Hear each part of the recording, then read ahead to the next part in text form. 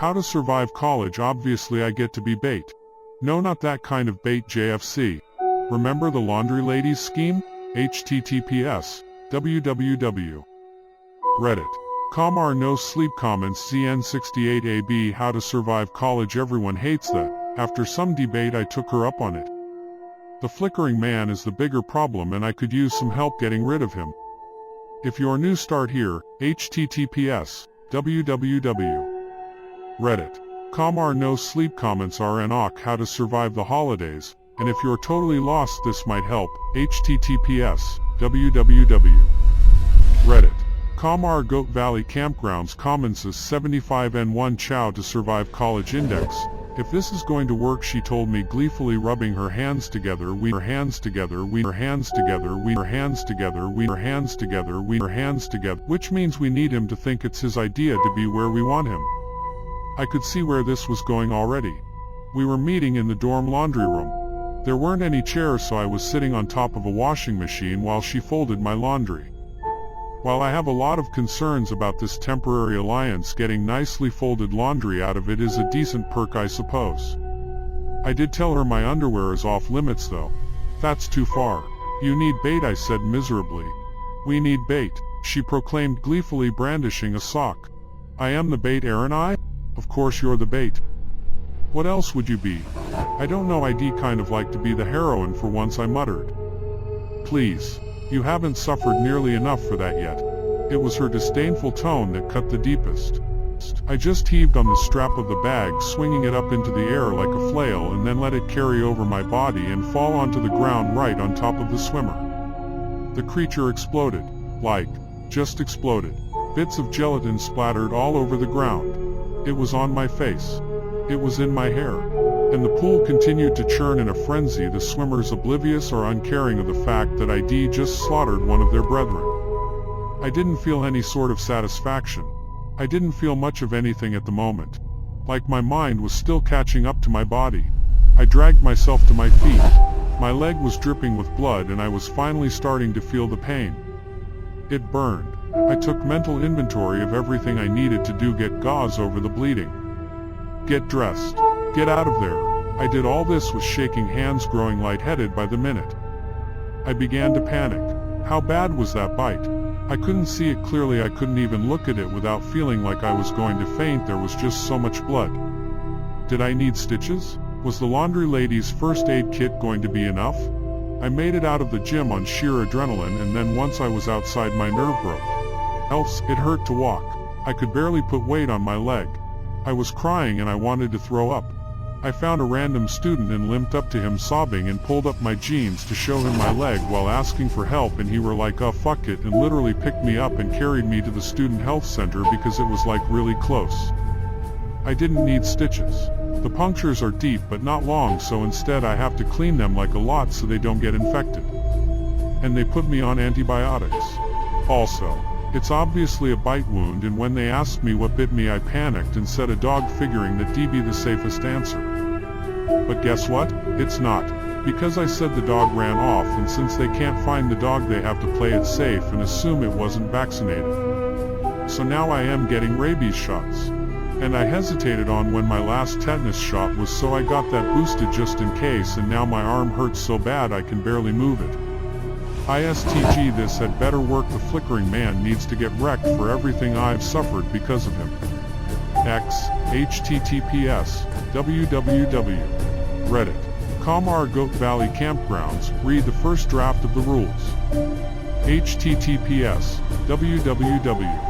Reddit.com r Goat Valley Campgrounds commence 34 MBB. How to survive college. Visit the college's website. https Alderain. I hadn't suffered enough? After everything I did last semester? I curled my hands into fists until my nails bit into my palms, as if that small amount of pain enough that reason could gain a foothold before I said something I'd regret. It did not. I watched those students die. I spat, my voice shaking. Exactly. You watched. She glanced back over her shoulder and shook out one of my shirts with a sharp snap. Her gaze was cold. You haven't lost anything yet. Oh, certainly you have nightmares and you cried over them, but you're still you. I fell silent. I understand what kind of loss she's talking about. It's the kind of suffering that redefines your world, a pain so profound that it will echo through the rest of your life. Every time you think it's gone and done with, it comes back bouncing down the corridors of your mind. It becomes background noise. Sometimes in the silent parts of your life you can hear it clearly again, reminding you that you'll never be free. That pain is part of you, forever, and you can mark the progress of your life at that moment. There's a before you and an after you. Like losing my dad, I became a different person. I won't let that happen here. Whatever loss I have to bear will be mine alone. I am not letting Maria or Cassie or Grayson or anyone else get hurt because of me. Even if that means I do all of this alone. Okay, fine, I am bait, I said. How do we get his attention? Do I just go walk around in the rain? Sadly, that won't work anymore. He was keenly interested in you for a while. Followed you around every time it rained. He stopped doing that recently though. I am sure you're relieved to hear that, but it poses a bit of a problem for us. I wish I knew why, and I am sure you don't know either. It wasn't a question, but I was glad her back was to me because I don't think I was successful in keeping a straight face. No idea, I said. Fortunately, I know his personality pretty well, she continued. He doesn't like it when the status quo is disturbed. He doesn't like it when meat starts to fight back. That might spur him into action again. I seized upon an idea. Clearly she intended for me to do something to harm or perhaps even kill one of the inhuman entities on campus. Idea already taken on the eyeball and earned the flickering mont's enmity, but going after another one of his kin would send a clear signal that I had no intention of stopping there. It would be a massive blow to the established order. I chewed anxiously on a fingernail, which is a horrible habit, I know. I'd have to do this without the devil's assistance, I thought. Let the flickering man think I am acting on my own and don't necessarily have inhuman protection watching over me. Or perhaps I could solve multiple problems at once. I just needed to guide her in the direction I was thinking. I could stop the thing that scratches on doors, I suggested. Would that get his attention? Oh goodness, she laughed. Oh no, not that one. You can't stop it. Let's start with something a bit more attainable, shall we? She turned to face me, a stack of my jeans sitting folded in her hands. Her eyes shone with triumphant malice. How do you feel about killing one of the swimmers? She asked. The laundry lady gleefully told me everything she knew about the swimmers. It felt more like she was trying to scare me, though perhaps she can't help it. She is delighted by any prospect of violence I am finding. I think it's her entertainment. So she described in gory detail what the swimmers were like. They hunt in packs, swimming through the rain looking for vulnerable targets that have been separated from the herd. I knew strength in numbers was working. They take their time before attacking. They circle their prey for some time, swooping down to make false attacks to spur their victim to greater heights of fear. They cut off their escape routes, diving down to deliver a bite on an arm or a lash from their tails every time the person tries to seek shelter out of the rain. Then once the blood is churning in the victim's veins, they begin the final attack. It isn't one single blow though. The meat isn't the meal. The hunt is. The little cuts, the bites, the bodily impact that knocks their prey off their feet and onto the ground. Nothing debilitating on its own, but it slowly adds up until finally their victim is rendered helpless under the weight of dozens of tiny injuries. Then they feed. Sometimes the student gets lucky and they rip open something vital and they bleed out quickly. More often they don't. This isn't helping, I finally said, interrupting the laundry lady before she could go on any longer about how the swimmers eat their victims alive. How do I kill them? Oh, you just punch them really hard, she said disdainfully. That's all there is to it. The flickering man isn't the only creature whose strength is tied to the rain. The swimmers are the same way. When they're in water, they're, like most inhumans, overwhelmingly powerful to the average mortal. Outside of water, however, they were merely flimsy sacks of goo, like a laundry detergent pod. Just give it a good squeeze and pop it open. Her words, not mine. All I had to do, she said, was go splash around in the gym's pool until they showed up. Let them get a couple bites in. Put some blood in the water. The injuries wouldn't be anything serious, she promised. If I was feeling squeamish about that, shed even wait around my dorm room with a first aid kit and help bandage them up afterwards. Probably wouldn't even leave a scar. but the blood, once they tasted it, they wouldn't give up the hunt. I could stay near the edge of the pool and haul myself up and out. If they were in a frenzy, and they would be, she promised, then at least one of them would try to make a leap at me. Once it was out of the water and flopping around on the side of the pool, I just had to walk over and stomp on it a couple times. Easy. I hated to admit it, but her plan could work. I'd already seen campus security squish a couple of these things after all, and it seemed to be as easy as the laundry lady described. I had concerns about the first half of her plan, obviously, but if I could get out of the pool, I believed that I could handle the rest. If I do this, I told her, I want something out of it. This is a lot of risk for me to take if the flickering man isn't even trying to hurt me right now. Her expression soured, but I pressed on. There's no way she'd agree to stop killing people. I am not that naively optimistic, but I could perhaps get something that'd give my fellow students a bit of an edge in surviving her. You need to give people a warning, I said. She snorted in derision. Like what? She demanded. I stare at them and say they better put that away nicely or else. Yes. Exactly like that. She kind of has a murderous stare when she's annoyed. Like, really murderous. She stops being a nice lady the moment her brow furrows. It's the kind of look that says, I will skin you alive with nothing but a nickel and determination. Between a blatant warning and the list of rules that WED distributed at the start of the year, perhaps she'd find it harder to find herself victims. I don't give a shit if she goes hungry. Heck, I am not even sure if she will go hungry. She's a revenge-type creature after all. Also, she obviously understood what I was trying to do and agreed to it anyway. So either she's going to be fine or she hates the flickering man that much. Whatever the reason, it worked. She's going to give people warnings. That's the best I can do for now. Of course, this meant that I was now committed to the plan. I had to go to the pool and kill some swimmers. Rule 8. If you absolutely must venture out in the rain, go in groups. Do not be caught in the rain alone. Similarly, never swim in the gym pool alone. They hunt in packs and are looking for easy prey. The pool has set hours, and finding it empty is actually fairly rare. I mentioned this to the laundry lady and she said she'd take care of it.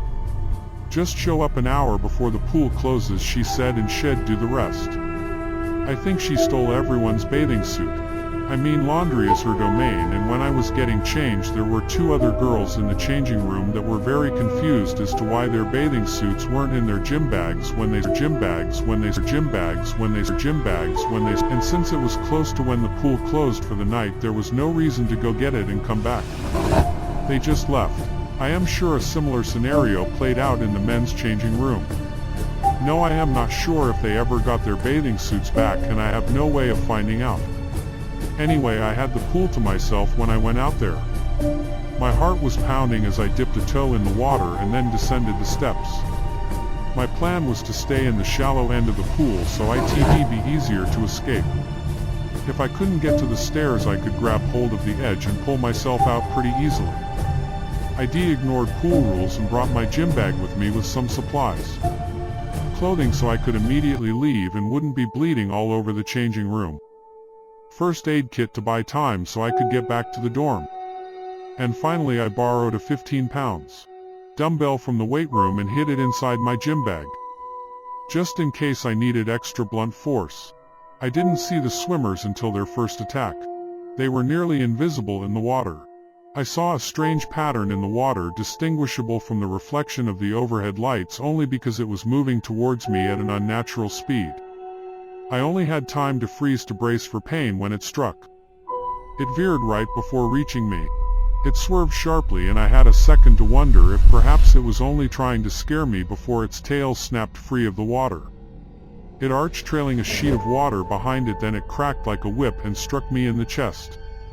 It didn't break skin, but the welt it left behind was a long red line of swollen flesh just underneath my collarbones. I sucked in breath and edged closer to the side of the pool. The laundry lady said that they needed blood. I didn't intend to just sit there and let them take their time about it, though.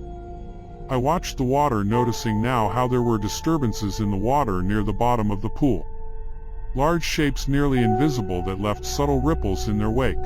The second one that came at me slipped between my waist and the side of the pool, bodily slamming into my hip to push me away from easy escape and towards the deep end. My own fault. I hadn't seen it coming until it was almost on me. But by the time the third one made its pass, I'd gotten the hang of spotting them. The third one I kicked in the face. It was like kicking a rock. Pain lanced up my shin and I yelped in shock and staggered backwards towards the side of the pool, thankfully. The swimmer, however, was enraged. I felt it latch into my leg and it shook itself back and forth. Its teeth raked through my flesh and tendrils of blood floated gently into the water. The pool began to churn. The water sloshed against the sides, up over the edges and onto the concrete. The swimmers were coming. All of them were coming. They dragged me into the deep end and tear me apart. I grabbed hold of the side of the pool. I heaved, but my body was so much heavier than it should be. My arms almost buckled at the effort. The swimmer wasn't letting go of my leg. I could hear them coming. The water frothed with the mass of their bodies. I had to get out of there now. If another one grabbed hold, there was no way I could hold onto the side of the pool.